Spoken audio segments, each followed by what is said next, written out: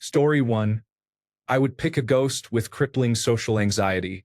That way, it would be very shy and would not want to bother or interact with me. Apparently, I would have an army of ghosts hiding just outside my peripheral vision. Story 2. A ghost of myself would cause a rip in time because there would be two of me, one in spirit and one in physical form. The ghost could tell me the mistakes I am making so I could live longer, hopefully long enough until we have a time machine and either I or my ghost could go back to save Chris Farley. Story 3. I do not think I would like a person haunting me, no matter who it was. I will take a bear. Having a guardian spirit bear would be badass as hell. I am glad so many of you recognize how awesome a spirit bear would be. Even if the spirit bear spends its time biting my head, it is a price I am willing to pay. Story 4. My ex. She made me very happy. Feels like she may be haunting me to some degree. The first time I visited her grave 800 miles away, I had an emotional moment, which is standard when visiting a loved one. Then I got into my rental car. There were 6 presets in the car in South Carolina, mostly classic rock and country, with one pop station. All of them played either Hello or Send My Love to Your New Lover, both by Adele. Last summer, a similar thing happened. I went to visit, wondering what she would think of the person I have become in the 6 years since she passed, whether she would approve after I wallowed for a couple of years and fell behind in life before starting to get my act together, not hitting many of the dreams I had back then. When I got in the rental car, the song playing was Everything Is Gonna Be Alright by David Lee Murphy. I realize it is probably mostly coincidence, but I like to think she is looking out for me. Story 5. Ric Flair. I know he is not dead, but if a ghost is going to woo, might as well go all out. Edit. A letter. Story 6. Edgar Allan Poe. He will tell me new tales, and I will write them down for him. Story 7. Myself. Ghost me. I would not cross the street yet. Me, I never crossed the street. Story 8. Jesus. Anytime someone else claimed that the Spirit of Christ was with them, I could call them out as a fucking liar. Also, I assume this would allow me to challenge the Pope to a lightsaber battle.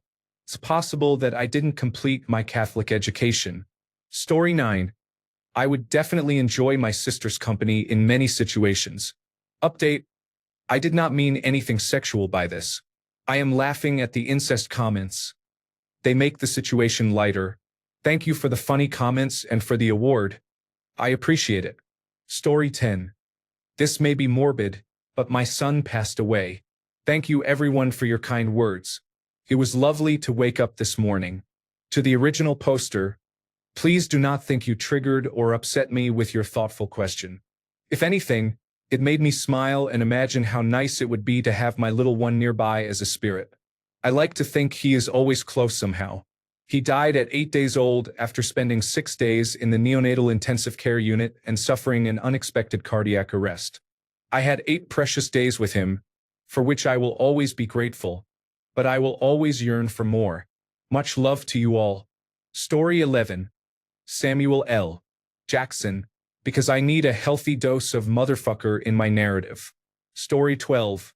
For me, it would be personal.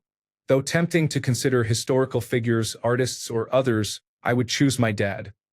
He died when I was 16, and I would want to catch up on everything since then and receive the wise, fatherly advice he missed giving. Story 13. Mr. Rogers, everything would be so chill. Maybe Bob Ross. Story 14. Professional therapist. Edit. Holy shit. I have never received silver or gold before. Story 15. My mother passed when I was 5. It would be cool to get to know her, maybe have her meet me. You already had 1 soda this week. The drink flies out of their hand. Story 16.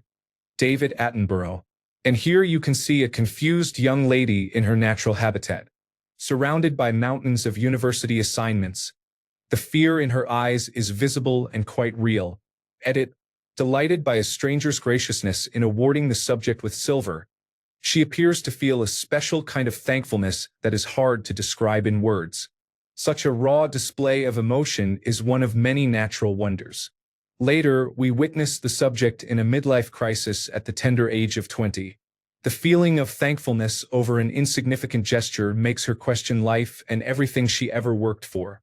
She seems confused as to why silver, gold, or one of the many awards on one of the hundreds of millions of websites is valued so highly by her and many of her peers. At the same time, she questions her own value in society. She does not seem able to comprehend that she is only worth 40 cents of Reddit coins. Destroyed by this realization, she starts looking into psychologists in her city to overcome this life-changing discovery. Edit 2 and 3, combined, as some users could not wait a couple of minutes between awarding gold and platinum. The subject's self-doubt and insecurities seem to disappear as a notification pops up. Her young age and childlike behavior are clearly displayed in this moment as she struggles and argues with herself about whether to view yet another criticism of her actions.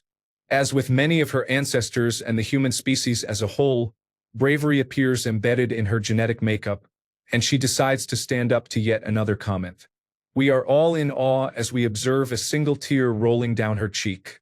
It is hard to make out the specific contents of the notifications, but we can agree they are meaningful to our subject. Distinct features unique to Caucasian females aged 12 to 47 are now presented to us. The subject emits an extremely high-pitched squeal. This phenomenon is well known to scientists and can often be observed at concerts, bars filled with bachelorette parties, and other instances. Though it has been seen many times, it is still a mystery to us. As we calm down from the surprising noise and continue observing, we notice a resemblance to her reaction to being awarded silver. Tears rolling down her face and a slight look of disbelief and confusion in her eyes. The reason for this similar reaction becomes apparent within the next few minutes. After the single loud squeal and a slight display of emotion, the subject puts away her phone, leaves the room, and begins a journey in search of food. Luckily for her, she finds the treasured meal in a metal box that keeps the needed nutrition at an adequate temperature. This behavior leads us to believe that the subject does not care about awards, whether silver, gold, or platinum. Our former beliefs seem disproved. What was once thought to be a young woman dependent on her peers' acceptance and approval is now most certainly an independent subject with no concern for awards. What a magnificent transformation we have witnessed. Edit. Due to her upstairs neighbor's decision to do some work around the apartment, the subject is finally awakened at the glorious time of 1 p.m. Like most of the species' younger generation, our subject is immediately drawn to her phone and laptop. We watch with surprise as she decides to first watch another episode of a television show, while suppressing the urge to look for her peers' accomplishments and approval on social media. 2.5 uneventful hours later, the end of the season leaves her wondering how to waste the rest of her day. From afar, we watch her contemplate and hope she will open Reddit and observe yet another reaction. After 3 more episodes, our wait is finally rewarded when her hand glides over the screen, stops above the Reddit icon, and taps it. This movement seems unintentional and mechanical. It is likely already strongly embedded in her muscle memory. Her reaction has drastically changed from the last 2 encounters with awards from online strangers. It can best be described as meh, as she notices multiple new silver and gold awards. While the subject seems uninterested in the awards, we notice her facial expression changing as she keeps scrolling. It becomes clear that she is fighting with herself about whether she should care about her peers' approval. Her former strong self seems gone as she stumbles upon a comment by the user That Announcer Guy. While we expected some reaction to the comment, we did not expect to witness such a character-forming moment. The internal struggle is obvious even from this distance. Our young subject must face a life-altering decision at such a young age. Should she spend her not-so-hard-earned Reddit coins on awarding this gentleman gold and therefore comply with society's rules and expectations, or should she finally end this cycle of giving out "you did a good job, buddy" awards that create unnecessary high expectations and a class system within the Reddit community? As we watch her struggle, we cannot help but be fascinated by the species' self-awareness. Our former pride is gone as we watch her succumb to society's expectations and award That Announcer Guy for his hard work. Story 17. I'd take Freddie Mercury because I'd get fantastic fashion advice and hear incredible singing whenever I wanted. Story 18. My friend Ryan, who was a stoner, was hit by a truck last year. He was a really chill guy. We would just mess around, do funny things, and joke about his death. Story 19. My dead grandpa wouldn't really haunt me. Also, happy cake day. Story 20, Steve Irwin. Imagine just randomly hearing, "Crikey, ain't that a beauty?" every now and then. It would be awesome. Story 21. I would not mind Oscar Wilde hanging out and providing hilarious, snarky commentary on everything and everyone. Story 22, my daughter. I would get to see her again that way. I am pretty sure she haunts us from time to time now. Things she liked or items we bought after she passed that she would have liked are moved around the house into odd places. We had a little stuffed Valentine's Day bird from Target on a hutch in the kitchen. My wife noticed it was missing while she was cleaning. She kept cleaning and looked high and low as she worked.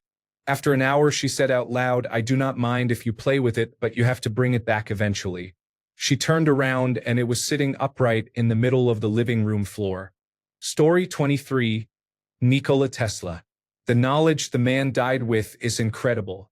I would love to hear what theories he had. Story 24, my mom. Edit. Thanks for the silver and the gold. It is nice to know that I am not alone.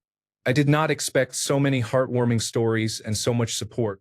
Stay strong. Story 25. I want Gillian Anderson so I can be Fox Mulder.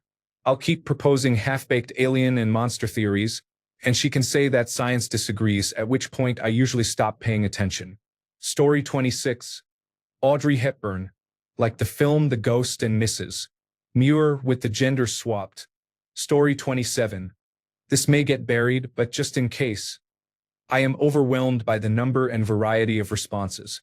I am sorry to anyone for whom this question was triggering or who is grieving a loved one. I did not mean for this to be dark or sad, and I apologize if it was.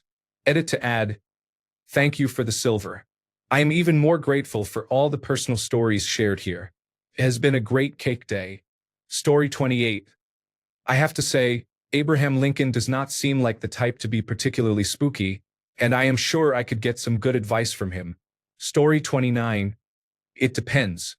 Are we talking about an amorphous blob-type ghost or a well-defined ghost you can clearly recognize as a specific person? Story 30. My dog Snoopy was my best friend for almost 17 years, and I miss him a lot. If he haunted me, it would not be so bad because I would get to spend time with him again. His favorite thing was sleeping, so he would be a very calm ghost who would not talk or be annoying. Story 31. Trump said this has been the worst haunting in history, maybe ever. Story 32. Robin Williams. I feel that, besides making me laugh even when he wasn't trying to be funny, he would have been really supportive. As someone who suffers from depression, I do want him following me. I know exactly what it is like to hate yourself but be a full-time cheerleader for someone else. I feel someone like that could look at my life and give me wonderful advice. Story 33. My sister would have been the best aunt, and I would really like her to know my children even if they never knew her. Story 34. Samuel Leroy Jackson, so he can always read me, go to fucking sleep, and say, English motherfucker, do you speak it? Just so that I can have that great ghost. Story 35. I'm sure this question was meant hypothetically, but I actually did this in real life. My mom and I were talking about death and ghosts one day, and I said to her, Mom, if you die before I do, you better haunt the shit out of me. And if, for some reason, I die before you do, I promise I'll haunt you. My mom died in 2016, and she seems to be doing her best to fulfill my request. I feel her energy around me often, but one of the best tricks she played on me happened only a few weeks after she died. I was putting together a video with pictures from her life and a few songs she loved. It was about midnight, and I had just started rendering the video when all of a sudden my power went out. The neighbors across the street had power. It was just the houses on my side of the street that lost power, which had never happened before or since. I thought to myself, no big deal. The laptop should have enough battery to finish this. 2 hours later, my video was still rendering, my battery had dwindled down to almost nothing, and the power was still off. I exclaimed in frustration, damn it, Mom, I guess you don't want me to finish this. And at that exact moment, whoosh, all the lights came back on and I was able to finish the video. Too long. Didn't read. I asked my mom to haunt me when she died, and she did. Story 36.